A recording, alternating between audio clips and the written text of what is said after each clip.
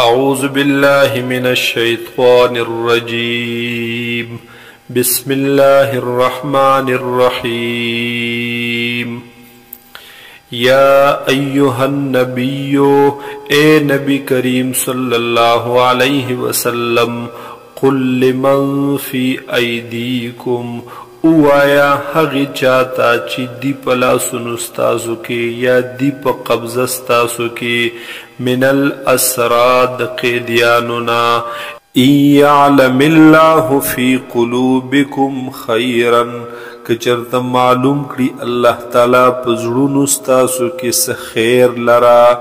یؤتکم خیرا مما اخذ منکم نو درب کی تاسو تا ډیر بهتر د هاغې سنا چې اغستلی شوي دي ستاسو نه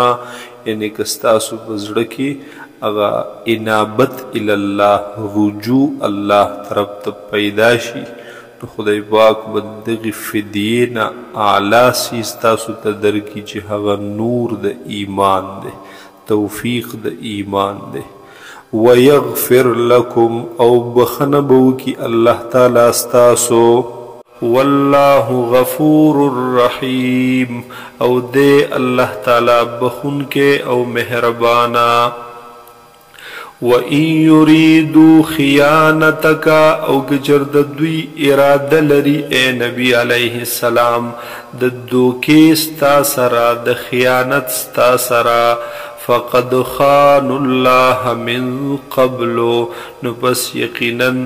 دوی خیانت کړي دے د الله سرا د مخکنا په کفر باندې چې دوی کفر کړي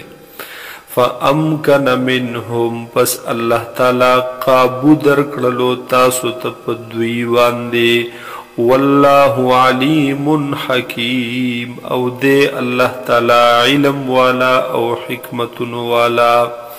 ان الذين آمنوا بشک هاغ کسان چې ایمان راوړې وهاجروا او هجرت کړي وجاهدوا او جهاد کړي باموالهم وانفسهم په مالونو خپل سرا او په ځانونو په نفسونو خپل سرا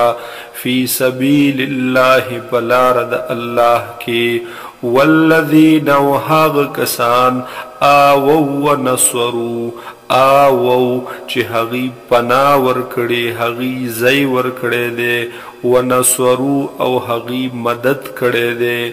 اولئک دا کسان چې دي بعضهم اولیاء او بعض د دوی دوستان دي د نور بعضو والذین آمنوا او هاغ کسان چې ایمان راوړې ولم یهاجروا او هجرت نه دې کړې هغوی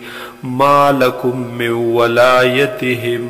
نشته دې ستاسو د پاره من ولایتهم د دوستۍ د دوی نه من شیء سسیز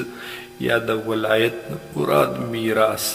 ما لکم من ولایتهم نشت دے تاسو لرا من ولایتهم داغی میراث دوینا من شیء سسیز حتی یهاجروا آن تردی چھ دوی ہجرتو کی وَإِنِ اسْتَنْصَرُوكُمْ او گجرد دوی مدد طلب کستا سنا فی الدین پا بارد دین کے پا معاملد دین کے فعلیکم النصر نو پس لازم دے پتا سبان دے مدد کول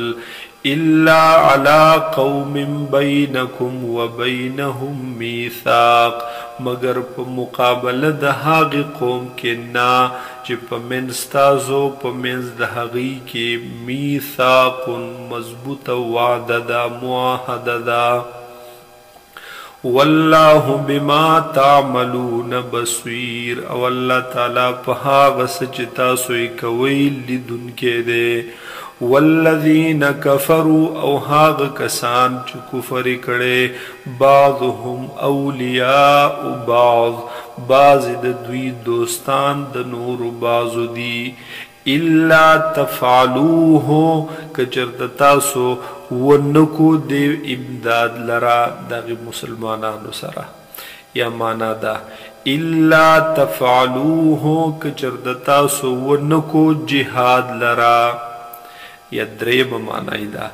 الا تفعلوه کچردتا سو ونکو هجرت لرا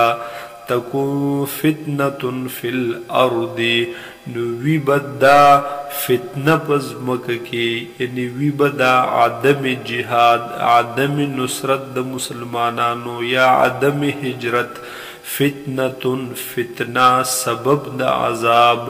فی الارض پزمک کی وفساد کبیر او فساد لوی والذین آمنوا او هاغ کسان چی هغی ایمان راوڑے وهاجروا او ہجرت کڑے وجاہدوا فی سبیل اللہ او جہاد کڑے دے پلارد اللہ کے والذین آووا او هاغ کسان چی هغی زی ور کڑے دے پنائی ور کڑے دا ونصروا او نصرت کڑے دے یعنی انصار صحابہ اولئیکا دا طول صحابہ کا مہاجر دیو کا انصار هم المؤمنون حقا دی دوی مومنان پا حق سرا رشتنی پاخا لهم مغفرتن وی بد دوی دپار بخنا ورزق کریم او رزق عزت من خیستا والذین آمنوا او هاغ کسان چی هغی ایمان راوڑے من بعد ورستو د دوینا ورستو د صحابونا یا ورستو د فتح مکینا یا ورستو د بدر د جنگ بدرنا وهاجروا او ہجرت کڑے وجاہدوا معکم او جہاد کڑے دستاسو سرا فاولائک منکم پس دی حقی ستاسو ناستاسو ملگری وَأُولُو الْأَرْحَامِ بَعْضُهُمْ أَوْلَى بِبَعْضٍ او خاوندان در رشتداری بعضهم بعض دوی اولا دیر نزدی دی ببعض د نور بعضنا فی کتاب اللہ پا کتاب پا حکم د اللہ کے ان اللہ بکل شیء علیم بے شک اللہ تعالی دے پا ہر چیز باندے عالم پوہا